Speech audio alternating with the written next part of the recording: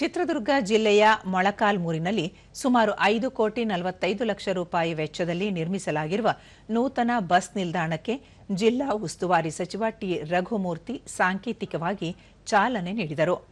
ಈ ಸಂದರ್ಭದಲ್ಲಿ ಶಾಸಕ ಎನ್.ವೈ. ಗೋಪಾಲಕೃಷ್ಣ, ಕರ್ನಾಟಕ ದ್ರಾಕ್ಷಾರಸ ಮಂಡಳಿ ಅಧ್ಯಕ್ಷ ಡಾ ಬಿ. ಯೋಗೇಶ್ ಬಾಬು, ಕೆಎಸ್ಆರ್ಟಿಸಿ ಚಿತ್ರದುರ್ಗ ವಿಭಾಗದ ವಿಭಾಗೀಯ ನಿಯಂತ್ರಣಾಧಿಕಾರಿ ವೆಂಕಟೇಶ್, ತಹಶೀಲ್ದಾರ್ ಡಾ ನಾಗಮಣಿ, ಕೆಎಸ್ಆರ್ಟಿಸಿ ಮುಖ್ಯ ಸಂಚಾರಿ ವ್ಯವಸ್ಥಾಪಕ ಜಿಟಿ ಪ್ರಭಾಕರ ರೆಡ್ಡಿ ಸೇರಿದಂತೆ ಮತ್ತಿತರರು ಉಪಸ್ಥಿತರಿದ್ದರು.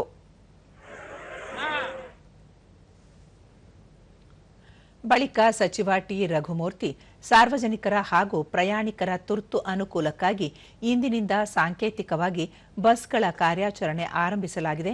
ನೂತನ ಬಸ್ ನಿಲ್ದಾಣ ಹಾಗೂ ಡಿಪೋ ಕಾಮಗಾರಿಗಳು ಇನ್ನೂ ಪ್ರಗತಿಯಲ್ಲಿವೆ.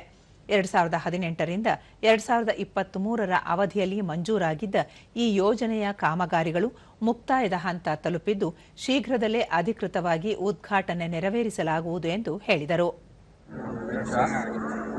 18 ರಿಂದ 23ರಲ್ಲಿ ಇದ್ದಂಥ ಸರ್ಕಾರದಲ್ಲಿ ಮಂಜೂರಾಗಿ 25ರಲ್ಲಿ ಕಂಪ್ಲೀಟ್ ಆಗಿದೆ ಅವಧಿಯಲ್ಲಿ.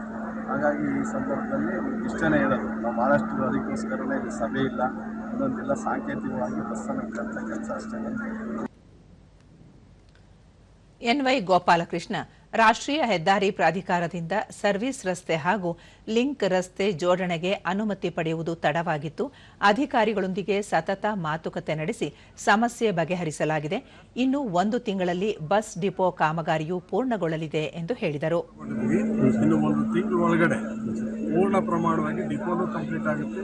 ಆಮೇಲೆ ಈಗ ಬಸ್ ಸ್ಟ್ಯಾಂಡ್ ಸಾಂಕೇತಿಕವಾಗಿ ಜನಗಳ ಒಂದು ಅಭಿಪ್ರಾಯ ಮತ್ತು ಅವರ ಒತ್ತಡದ ಮೇರೆಗೆ ಇವತ್ತು ನಾವು ಸಾಂಕೇತಿಕವಾಗಿ ನಮ್ಮ ಮಂತ್ರಿಗಳು ನಾವೆಲ್ಲ ಸೇರಿ ಉದ್ಘಾಟನೆ ಮಾಡಿದ್ದೀವಿ.